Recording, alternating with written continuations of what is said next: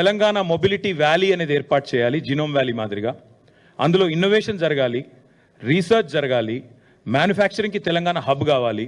Electric వాహనాలకు భారతదేశంలో అడ్డా ఎక్కడుంది అంటే తెలంగాణ ఉంది అని ప్రపంచం మాట్లాడుకోవాలి. ఇది మా ఎజెండా. దానికోసమే ఇదంతా కూడా చేసినాం.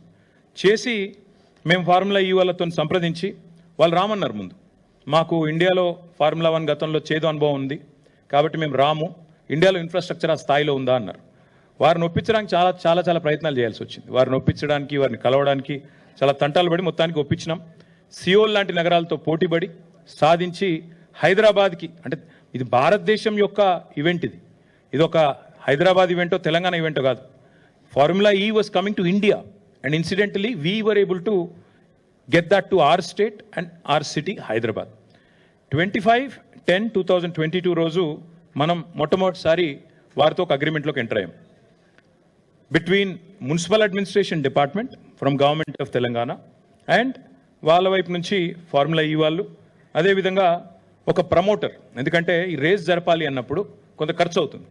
ఖర్చు అవుతున్నప్పుడు ప్రైవేటు వ్యక్తుల్ని భాగస్వాములు చేసి వాళ్ళకు కూడా అడ్వర్టైజింగ్ రైట్స్ ఇచ్చి, ఎందుకంటే 50 కోట్ల మంది చూసే రేసు ఫార్ములా ఈ, కాబట్టి వారికి కూడా ప్రాచుర్యం కలిగే విధంగా, వారికి కూడా లాభం కలిగే విధంగా అడ్వర్టైజింగ్లో చేయాలని చెప్పి అట్లా ప్లాన్ చేసి మొత్తానికి ఏఎస్ జెన్ అనే ఒక కంపెనీ, గ్రీన్ కో అనే కంపెనీ ఉంటుంది, దాని సబ్సిడరీ, వాళ్ళతోన మనం అగ్రిమెంట్ చేసుకున్నాం.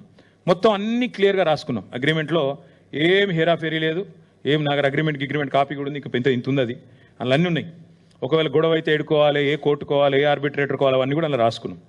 రాసుకొని ఇది 22 అక్టోబర్లో మనకు ఒప్పందం అయింది. 23 జనవరిలో 23 ఫిబ్రవరి 10 అప్పుడు రేస్ కూడా బ్రహ్మాండంగా కండక్ట్ చేశాం. ఒక రేస్ అంటే కేవలం ఆ ఒక్కరోజు కోసం జరిగిన రేస్ కాదు, దాని చుట్టూ ఆ వారం అంతా కూడా మొబిలిటీ వీక్ అని సెలబ్రేట్ చేశాం. అందులో ఇన్వెస్ట్మెంట్లు అనౌన్స్ చేశాం. హ్యుండాయ్ 1400 కోట్లు, అమర్ రాజా బ్యాటరీస్ 9500 కోట్లు, ఇంకా చాలా ఇప్పుడు నాకు గుర్తులేవు కానీ చాలా ఎలక్ట్రిక్ కంపెనీలు వచ్చినాయి. ఆనంద్ మహీంద్రా గారు వచ్చారు. Mahindra racing was a part of it.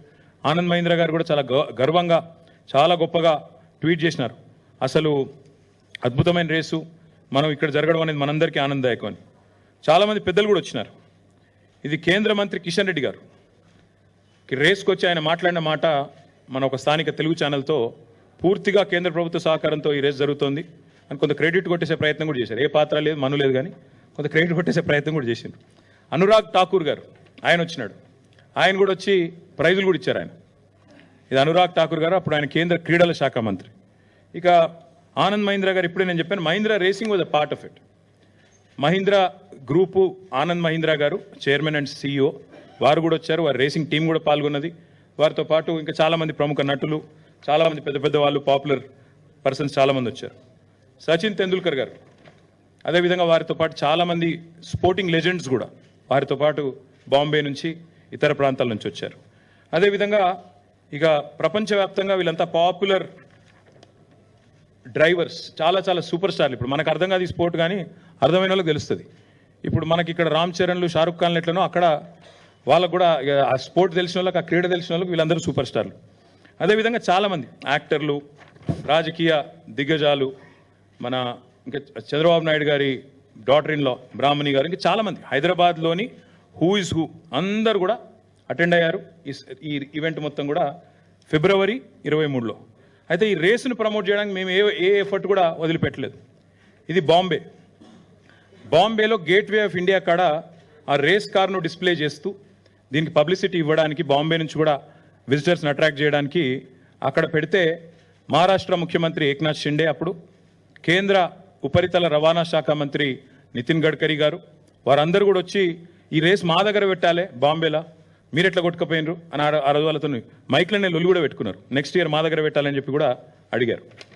దాని తర్వాత ఢిల్లీలో హర్దీప్ సింగ్ పూరి గారు, క్రికెటర్స్ శిఖర్ ధావన్ గారు, యజువేంద్ర చాహల్ గారు, ఇంకా చాలామంది ఎంపీలు వచ్చారు, ఇతర రాష్ట్రాల మంత్రులు వచ్చినారు. ఇదంతా కూడా జరిగిన తర్వాత మనకు రేసు ఫిబ్రవరి 2023లో రేస్ జరిగింది. రేస్ జరిగిన తర్వాత దీనివల్ల అసలు హైదరాబాద్కి ఏం లాభమైంది? ఎందుకంటే అడుగుతారు కదా సహజంగా.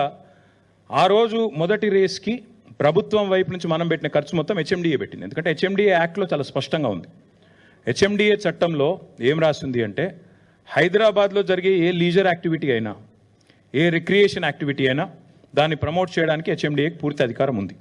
హెచ్ఎండిఏ యొక్క చైర్మన్ ముఖ్యమంత్రి గారు, హెచ్ఎండిఏ యొక్క వైస్ చైర్మన్ మున్సిపల్ మంత్రిగా ఆ రోజు నేనున్నాను. కాబట్టి హెచ్ఎండిఏ నుంచి ఒక 30-35 కోట్లు ఏదో ఖర్చు పెట్టినట్టు, నాకు ఎగ్జాక్ట్ నెంబర్ గుర్తులేదు, సబ్జెక్ట్ టు కరెక్షన్. 30-35 కోట్లు ఏదో ఖర్చు పెట్టాం. ఆ ప్రమోటర్ ఎవరైతే ఉండేనో, స్పాన్సర్ గ్రీన్కో, ఆయన దాదాపు 100-110 కోట్లు ఆయన ఖర్చు పెట్టారు. ఏం లాభం వచ్చింది మరి హైదరాబాద్కి అని చెప్పి మాకు ఫిబ్రవరిలో రేస్ అయిన తర్వాత, మాకు నిజానికి మేము చేయలేదు ఈ స్టడీ, కొత్త సిటీలో రేస్ అయిన తర్వాత ఏం జరిగిందని చెప్పి నెల్సన్ అనే ఒక సంస్థ వాళ్ళు అధ్యయనం చేశారు. అధ్యయనం చేసి వాళ్ళు ఇచ్చిన రిపోర్ట్, ఇంత పెద్ద రిపోర్ట్ ఉంది, మీరు అందరికీ కూడా కాపీస్ ఇస్తాను, దయచేసి చూడండి. ఇది నా కవిత్వం కాదు, నెల్సన్ అనే సంస్థ ఇంటర్నేషనల్ ఏజెన్సీ ఇది.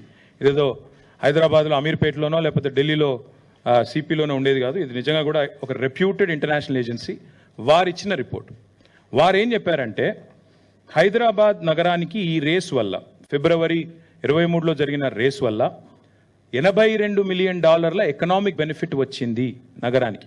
ఎట్లా వస్తుంది ఎకనామిక్ బెనిఫిట్ ఒక నగరానికి అంటే, ట్రావెల్, జిఎస్టీ పేమెంట్స్, ఇండైరెక్ట్గా జరిగే ప్రచారము, 50 కంట్రీస్లో మనకి జరిగే విస్తృతమైన మనకు లభించే విస్తృతమైన పబ్లిసిటీ, ఎన్నింటి వల్ల అల్టిమేట్గా మనకి బ్రహ్మాండంగా విస్తృతమైన ప్రచారం వచ్చింది, లాభం జరిగిందని చెప్పి ఈ నెల్సన్ అనే సంస్థ ఇచ్చిన అధ్యయన రిపోర్ట్.